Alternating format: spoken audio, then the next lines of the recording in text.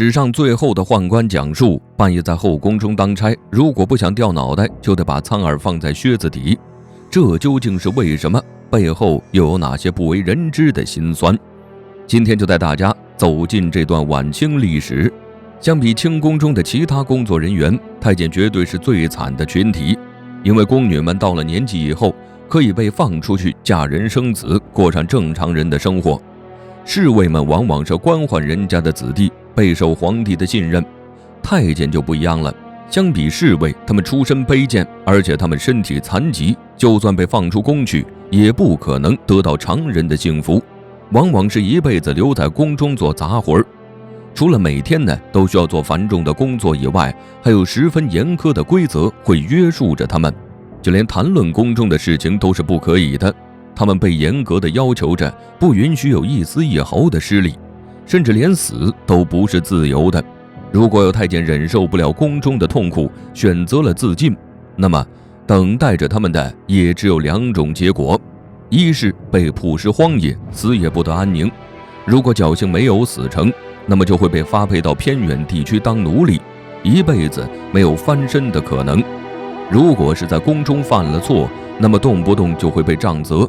虽然这算是宫中较轻的一种处罚，但也不是人人都忍受得了的。太监们即使侥幸没有被打死，也是会带着棒疮生活一辈子的。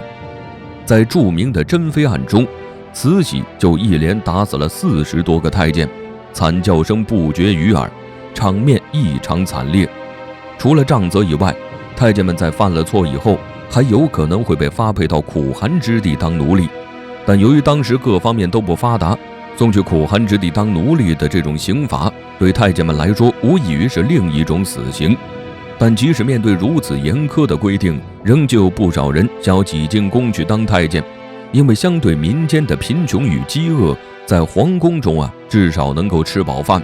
所以每当皇宫招聘太监时，都有不少家境贫困的人争先恐后的去报名，甚至有人会为了进宫选择自己净身。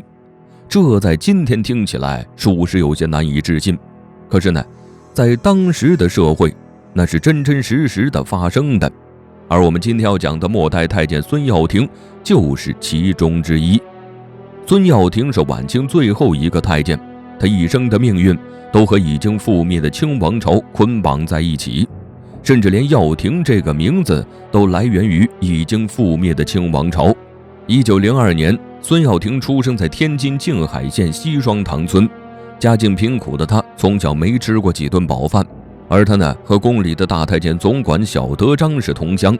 孙耀庭很是羡慕这个太监总管，为什么呢？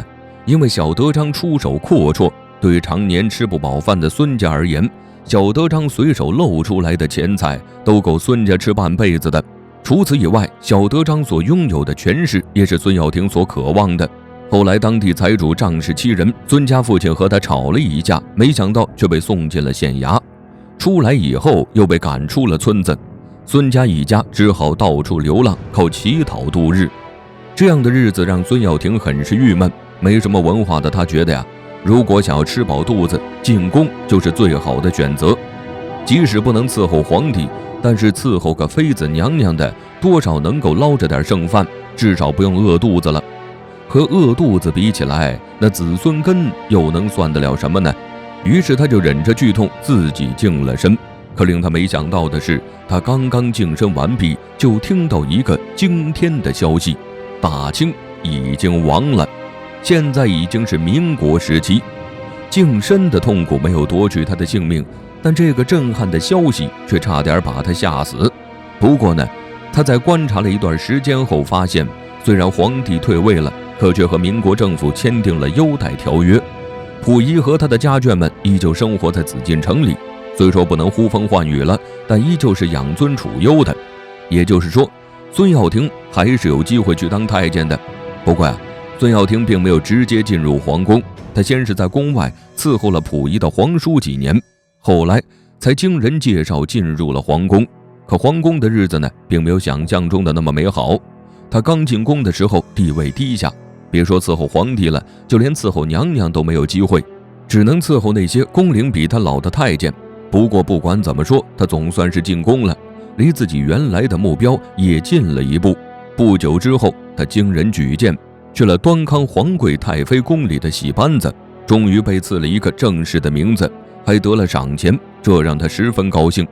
可惜高兴过度的他，在给师傅戏班总管张老爷送饭的时候，打破了老爷的碗，这可不得了。孙耀庭因此挨了一顿毒打，打得他半个月不能走路。后来孙耀庭呢，终于去到了婉容皇后身边伺候，每天夜里都要做更，也就是值班，守在屋外的走廊上，随时等着皇后的传召。虽然当时大清已经覆灭了，但是皇帝和太监之间的尊卑却一丝没有松动。有一次，孙耀庭和别的太监说起宫中的八卦，其中包含了溥仪和婉容，又不巧被溥仪听到，孙耀庭顿时吓得魂飞魄散。在宫中聊八卦被溥仪听到，溥仪会如何处置他呢？他直接拉着孙耀庭的耳朵进屋，然后问他们到底说了些什么。孙耀庭不敢承认，只好跪在地上连连求饶。谁知溥仪竟掏出枪来顶在他的头上。幸运的是，时代已经变了，即使溥仪是所谓的皇帝，但也不能轻易开枪，所以孙耀庭也得以逃过一劫。而他所伺候的婉容也算得上是一个和气的主子，所以孙耀庭的太监生涯并不像大多数传统太监那么凄惨，只是呢，有些规矩还是比较严的。就比如值夜的时候，如果稍微不小心打了个瞌睡，就有可能掉脑袋。于是每当自己值夜的时候，孙耀庭都会打起12分的精神来。可问题是，人总有控制不住自己的时候。反观和孙耀庭一起值班的老太监，对方总是能一直保持清醒的状态。每次孙耀庭看他时，他的眼睛都睁得大大的，这让孙耀庭很是疑惑，为什么同样是值夜人，对方就能那么精神呢？这可是个保命的本事。孙耀庭也偷偷地问了老太监几次，但对方就是不说自己总是保持清醒的秘诀。后来孙耀庭找机会把老太监灌醉了，然后脱了对方的鞋，这才发现玄机。原来老太监在鞋底放了一颗小小的苍耳，苍耳浑身都带着刺，在鞋子里边放上一颗苍耳，从外表上并不会有什么异样，也不会发出什么声响，却能够让太监在值夜的时候保持清醒，确保主人招呼的时候，他们能精神地迎上去，以保住自己的性命。和一条命比起来，这苍耳踩在脚底的不适感简直不值一提。从此以后，孙耀庭和其他的宫女太监们都纷纷效仿。表面上他们穿着和官员们相似的鞋子，不同的是，官员们鞋底垫的是柔软的鞋垫，而他们鞋子里却是一颗颗扎肉的苍耳。时间来到1924年，在宫里待了整整7年的孙耀庭终于离开了故宫。他摆脱了自己脚底那颗小小的苍耳，同时也摆脱了自己奴才的身份。但外面的世界早已发生了翻天覆地的变化，他还是难以融入新的社会。孙耀庭是典型的封建王朝的产物，也是皇权的附属品。与那些身首异处的太监相比，他是幸运的，但同时也是不幸的。